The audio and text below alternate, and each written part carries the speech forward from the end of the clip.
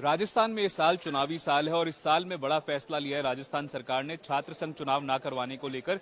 और इसको लेकर आरएलपी के संयोजक और चीफ हनुमान बेनीवाल मैदान में उतर आए हैं। हनुमान जी, जिस तरह से सरकार ने तय किया है कि इस साल चुनावी साल है, छात्र संघ के चुनाव नहीं होंगे, आप किस तरह से देखते हैं? देखिए, पहले भी चुनावी सालों के अंदर छात्र संघ के चुनाव में नई कोई बात नहीं, तो इस बार कांग्रेस डरी हुई है और भारतीय जनता पार्टी ने मौन स्वीकृति कांग्रेस को दे दी। मिलाजुली का खेल इनका जो 25 साल से राजस्थान में चल रहा है, जिस तरह बच्चों के, छात्रों के, जवानों के जो हितों पर डाका इन्होंने डाला है, छात्र संघ चुनाव बंद कराए, ये जो तुगलकशाही फरमान जारी किया, हम इसका विरोध करते हैं। क्योंकि हम छात्र संघ के माध्यम से विधानसभा लोकसभा के अंदर पहुंचे और ये इसलिए इन्होंने किया कि पिछली बार भी प्रमुख विश्वविद्यालयों में दूसरे और तीसरे नंबर पर विद्यार्थी परिषद इनका एनएसयू संगठन चला गया था, डर रहे थे।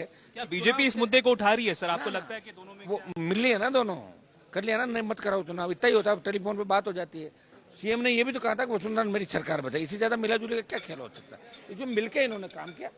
चूंकि बच्चे परेशान हैं, इनका भी देखिए पॉलिटिकल जो कैरियर है बच्चों का, छात्र संघों के माध्यम से हमें बड़े मजबूत नेता राजस्थान में मिले, कितने दर्जन मंत्री विधायक होंगे अलग अलग विश्वविद्यालयों के, देश के अंदर कई मुख्यमंत्री बने, देश में कई कैबिनेट मिनिस्टर रहे जो छात्र संघों के माध्यम से गए, अच्छे नेता। ये पहली लोकतंत्र की स्थिति है और निश्चित रूप से इसको कुचलने का प्रयास किया गया।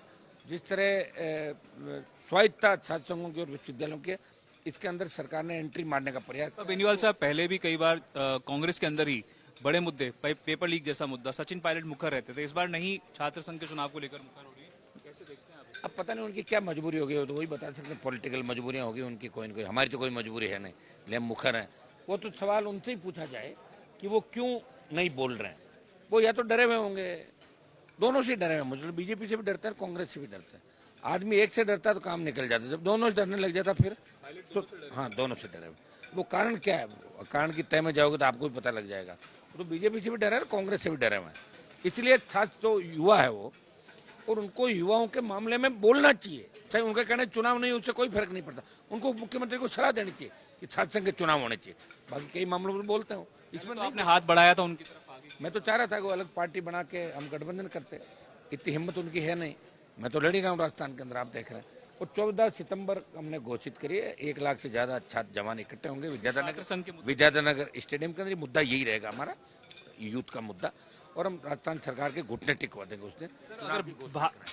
भाजपा की बात की जाए, भाजपा में वसुंधरा को ना तो चुनाव प्रबंधन समिति के उसमें लिया गया, ना ही संकल्प पत्र समिति में लिया गया, और जिस तरह से कैलाश मेघवाल ने आरोप लगा दिया अर्जुन राम मेघवाल के ऊपर, कैसे देखते हैं आप? देखिए, कैलाश जी के आरोप जो है पहले उन्होंने वसुंधरा जी पे भी लगाए थे, तब हमने भी लगाए थे। उस समय तो हम सारे, जो हमारा झगड़ा ही ये था कि आंतरिक लोकतंत्र कैसे हो, मैडम जिस तरह भ्रष्टाचार के अंदर इन्वॉल्व थी 3 से 8, उनके आरोपों में कहीं न कहीं सच्चाई हमेशा होती है। ये मैंने देखा, हाँ होती है सच्चाई, इसकी सही जांच हो। मैंने वो पत्र नहीं पढ़ा उन्होंने क्या लिखा है, मैं एक बार वो चिट्ठी भी पूरी पढ़ूंगा।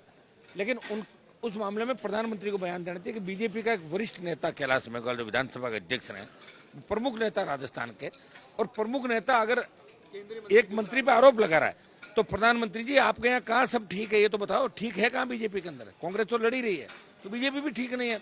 तो जो कह रहे हैं, आप एक वक्तव्य दे दें कि हम जांच करा रहे हैं, अगर आरोप सत्य हैं तो जांच करा के कार्रवाई कर, नहीं है तो मुकर जाए आप 7 दिन के अंदर, किसी से 10 दिन से जांच करा किसी एजेंसी से। यूनियन लॉ मिनिस्टर के ऊपर लगाया। हाँ, तभी तो कह रहा हूँ प्रधानमंत्री को जवाब देना चाहिए साहब। यूनियन लॉ मिनिस्टर पे आरोप लगे तो पीएम जवाब दे इस बात का, और कौन जवाब देगा?